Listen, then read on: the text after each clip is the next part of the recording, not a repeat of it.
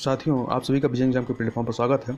जैसा कि आप सभी को पता है कि समीक्षा अधिकारी के परीक्षा में 2 प्रश्न पत्र आते हैं। पहला प्रश्न पत्र जो होता है वो सामान्य अध्ययन का होता है, जबकि दूसरा जो होता है वो सामान्य हिंदी का होता है। मतलब उसमें व्याकरण से संबंधित प्रश्न पूछे जाते हैं। और सामान्य हिंदी का जो प्रश्न होता है वो 60 नंबर का होता है और उसमें 60 क्वेश्चन आते हैं, प्रत्येक क्वेश्चन 1 नंबर का। और ये जो 60 क्वेश्चन आते हैं वो 6 अलग अलग व्याकरण के टॉपिक से आते हैं। अर्थात प्रत्येक टॉपिक से 10 क्वेश्चन बनते हैं और प्रत्येक टॉपिक 10 नंबर का होता है। तो यदि इन 6 टॉपिक को हम अच्छे से पढ़ लेते हैं, चूँकि इसमें आपका सिलेबस बहुत ज़्यादा है नहीं, तो 6 टॉपिक हैं, 6 को यदि पढ़ लेते हैं तो आप 60 में से मैक्सिमम नंबर गेन कर सकते हैं। अब ये 6 टॉपिक कौन से हैं? इसमें है एक विलोम, दूसरा है वाक्य एवं मूर्धनी, तीसरा है अनेक शब्दों के एक शब्द, चौथा है तत्सम एवं तद्भव शब्द, पाँचवा विशेष और विशेषण है, छठा है पर्यायवाची शब्द। हम लोग ने पहले ही विलोम शब्द पे पूरा डिटेल में चर्चा कर चुके हैं। अब इस वीडियो में हम लोग तत्सम और तद्भव शब्द को देखेंगे। तद्भव और तत्सम किसको कहते हैं यह देखेंगे और इसको कैसे पहचान सकते हैं इस चीज़ की चर्चा करेंगे। और पिछली परीक्षाओं में जो प्रश्न पूछे गए हैं उनकी भी हम लोग यहाँ पर चर्चा करेंगे। तो चर्चा को प्रारंभ करते हैं। सबसे पहले हम लोग तत्सम और तद्भव को जानने से पहले यह जान लेते हैं कि शब्द किसे कहते हैं। तो शब्द की यदि बात करें तो ध्वनियों के जो ध्वनि होते हैं, ध्वनियों के मेल से बने सार्थक वर्ण समुदाय को शब्द कहते हैं। और जो शब्द होते हैं वो अकेले या कभी कभी दूसरे शब्दों के साथ मिलकर अपना अर्थ प्रकट करते हैं। सामान्यतः जो शब्द होते हैं ये 2 प्रकार के होते हैं। कौन कौन से? एक सार्थक शब्द होते हैं, दूसरे निरर्थक शब्द होते हैं। सार्थक शब्द का मतलब जिनका कोई अर्थ निकलता हो, और निरर्थक का मतलब जिनका कोई अर्थ ना निकले। मतलब वर्ण समुदाय को मिला करके आप कई सारे शब्द बना सकते हैं, परंतु कोई जरूरी नहीं है कि जो भी शब्द आपने बनाया है वर्णों को जोड़ करके उसका कोई अर्थ ही निकलता हो। जैसे उदाहरण से समझें तो पानी क्या है? एक सार्थक शब्द है। क्यों? क्योंकि यदि आप किसी से भी पानी कहेंगे तो आप पानी का अर्थ समझ लेगा कि आप किस चीज़ को पानी कह रहे हैं। परंतु यदि आप किसी के सामने नीपा कहते हैं तो कोई भी नीपा का मतलब नहीं समझ पाएगा। तो नीपा क्या है? निरर्थक है। और जबकि पानी जो है वो सार्थक शब्द है। आगे कुछ देखें तो जो भाषा होती है, भाषा में एक क्वालिटी होती है परिवर्तनशीलता की। मतलब यह उसकी स्वाभाविक क्रिया है कि जैसे जैसे टाइम बीतेगा उसमें परिवर्तन होता रहेगा। तो समय के साथ संसार की सभी भाषाओं के रूप बदलते हैं और हिंदी में भी यह परिवर्तन होता है। हिंदी इसका अपवाद नहीं है। तथा संस्कृत के अनेक शब्द जो हैं वो पाली, प्राकृत और अपभ्रंश से होते हुए हिंदी में आए हैं।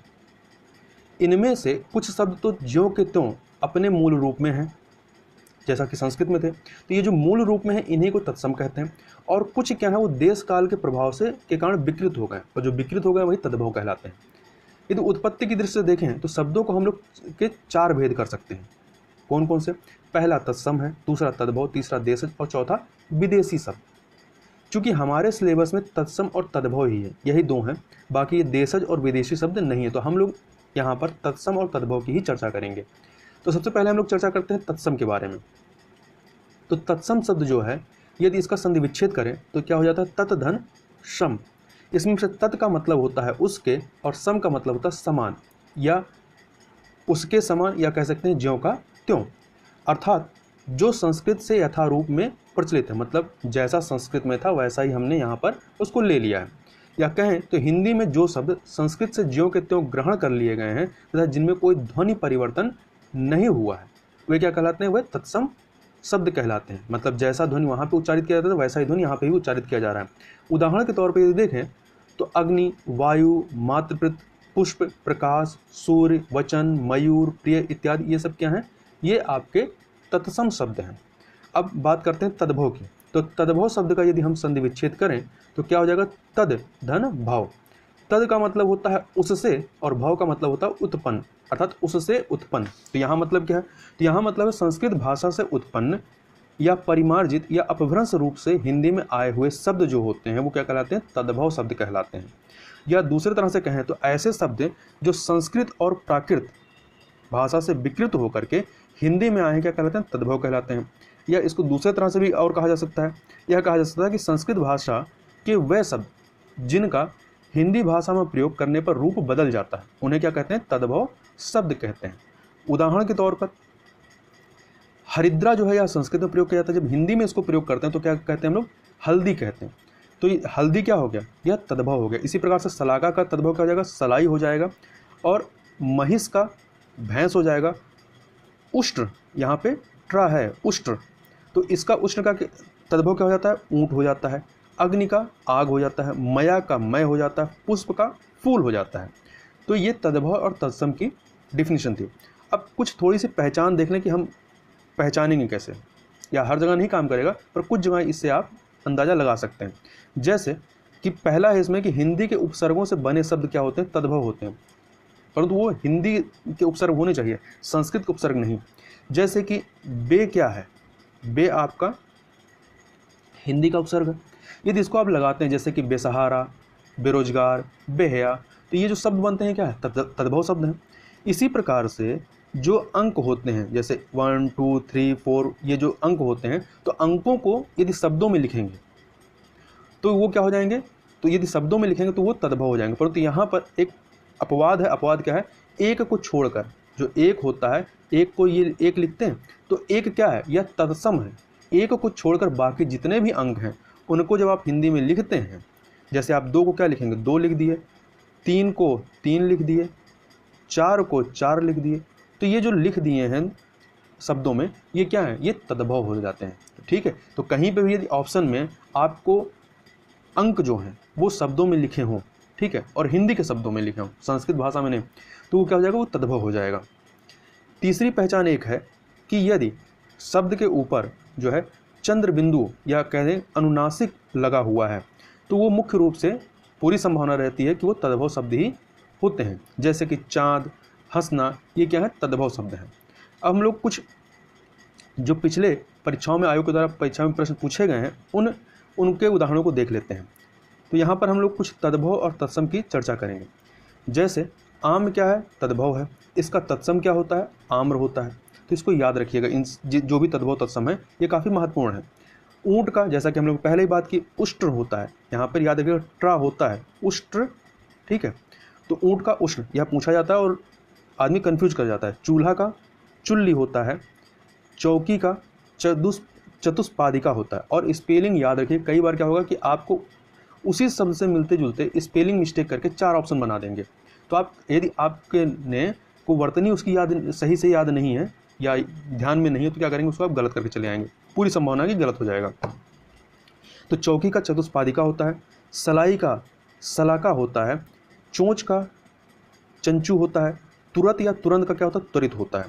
उबटन जो लोग लगाते हैं उसका क्या होता है, ऊर्ध्वतन होता है। खपरा या खप्पर, जो खपड़ाले के जो मकान होते हैं, तो जो खपरा होता है, या उसको हम लोग तद्भव भाषा में क्या कहते हैं, खपरा कहते हैं या खप्पर कहते हैं, उसका तत्सम क्या होता है, खरपर होता है। इसी प्रकार तीता का तिक्त होता है, गोबर का गोमल और गोमय दोनों ही होता है। यदि ऑप्शन में गोमल दिया है तो भी सही है, गोमय दिया है तो भी सही है। घोड़ा का क्या होगा, घोड़ा का आपका घोटक हो जाता है। शौ का क्या होता है, सत हो जाता है। शौत का क्या होता है, सपत्नी होता है। हल्दी या हरदी जो होता है, गांव में हरदी बोलते हैं ना, तो हल्दी या हरदी का क्या होता है, हरिद्रा होता है, तत्सम इसका। पलंग का क्या होगा, पर्यक होगा। तो यह पलंग का याद रखिएगा क्योंकि यह कंफ्यूज कर देता है। तो पलंग का पर्यक होता है, यह पूछा भी गया है। सुई का सूची होता है। खीर, जो आप खीर खाते हैं उसका क्या होता है, क्षीर होता है, तत्सम शुद्ध तत्सम होता है। कुछ अन्य को देखें तो आग का तत्सम क्या होगा, अग्नि होगा। मय का मया होगा। बच्चा या बाछा का क्या होगा, वत्स हो जाएगा। 14 का क्या होगा, चतुर्दश होगा। 14 या हिंदी में लिखा हुआ है तो यह तद्भव है, ठीक है, अंक है, और इसको संस्कृत में चतुर्दश लिखते हैं तो यह तत्सम हो गया। फूल का पुष्प हो गया। चौथा का चतुर्थ हो गया। पिय या पिया का प्रिय होता है। किया का क्या होगा, कृतः होगा। मे का मध्य होगा, तो ये किया और मे को याद रखिएगा। मोर का आपका मयूर होगा। बैन, तो बैन इंपॉर्टेंट है, याद रखिएगा। बैन का तत्सम क्या हो जाएगा, वचन होगा। 9 का 9 हो जाएगा। 4 का चत्वरी होगा, तो यह 4 का भी याद रखिएगा क्या होता है, चत्वरी होगा। तथा अढ़ाई या ढाई, अढ़ाई या ढाई मतलब 2 एंड हाफ, तो इसको याद रखिए क्या कहेंगे, अर्ध तृतीय। इसका तत्सम क्या होगा, अर्ध तृतीय। अगर ऑप्शन में अर्ध द्वितीय दे दिया हो तो वो मत सही करके आइएगा, क्योंकि अढ़ाई आप कंफ्यूज हो सकते हैं कि 2 है इसमें, तो अर्ध द्वितीय हो जाएगा, तो नहीं, अर्ध तृतीय होगा। शाम का शाय होगा। द्वार का द्वार होगा। गृहस्थी का क्या होगा, तत्सम गृहस्थी होता है। पाँव अर्थात जो पैर होता है उसका तत्सम क्या होता है, पाद होता है।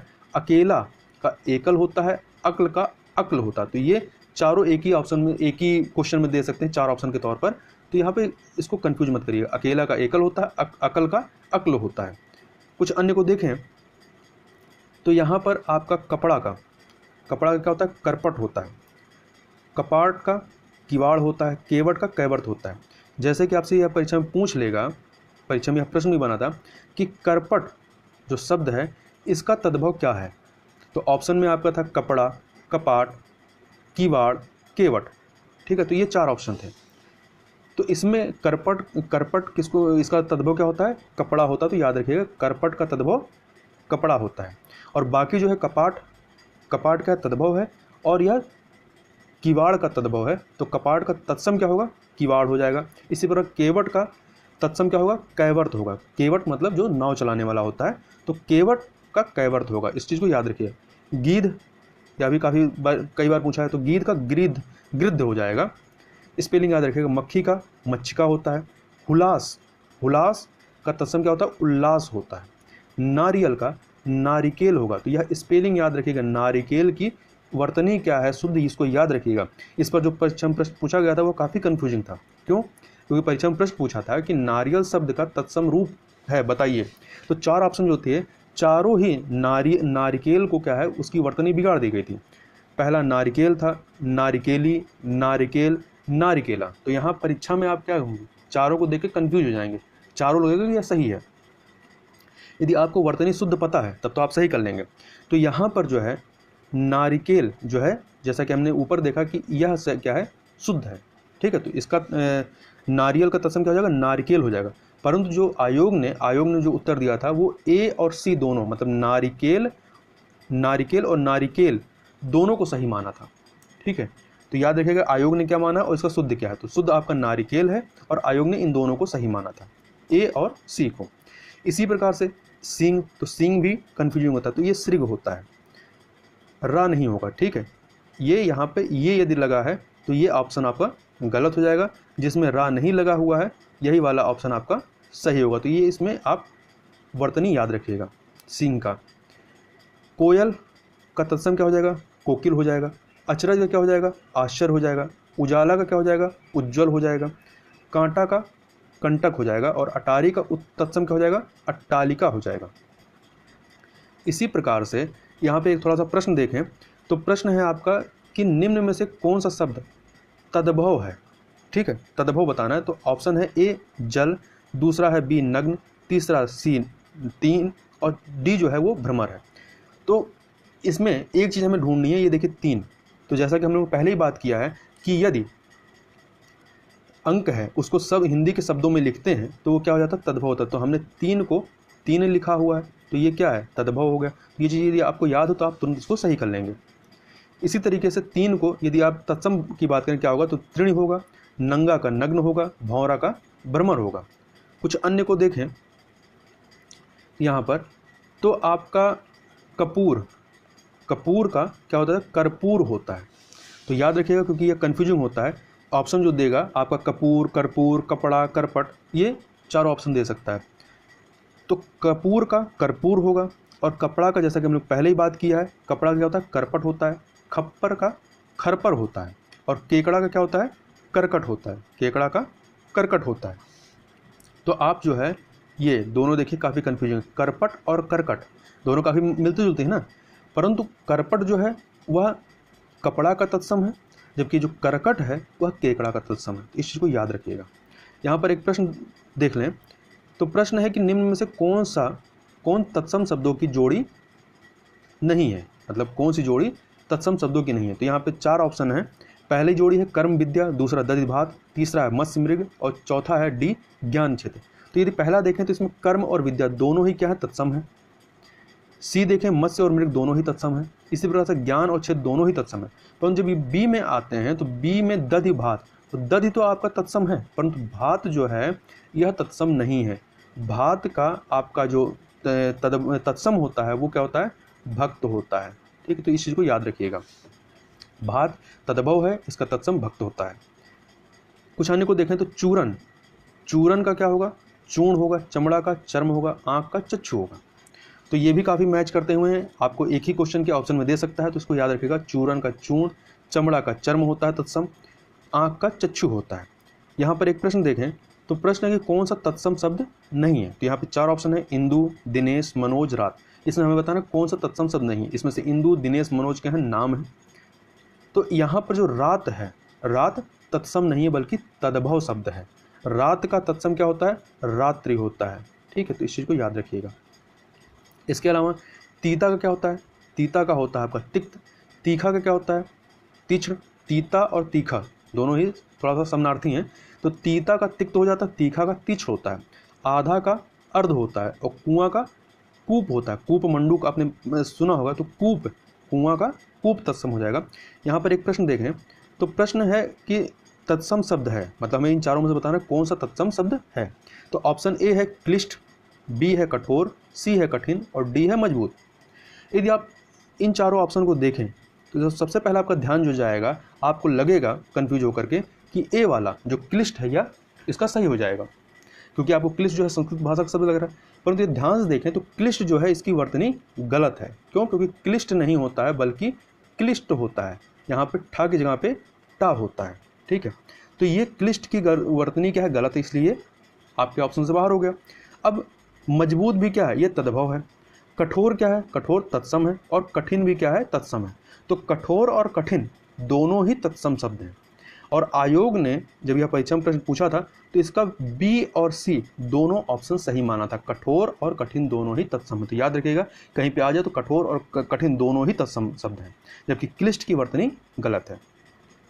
तो यहाँ पर इस प्रकार से हमने तद्भव और तत्सम की परिभाषा क्या है और उसको हम किस प्रकार से पहचान सकते हैं, इसकी चर्चा की और कुछ प्रमुख उदाहरणों को देखा जो पिछली परीक्षाओं में पूछा गया है।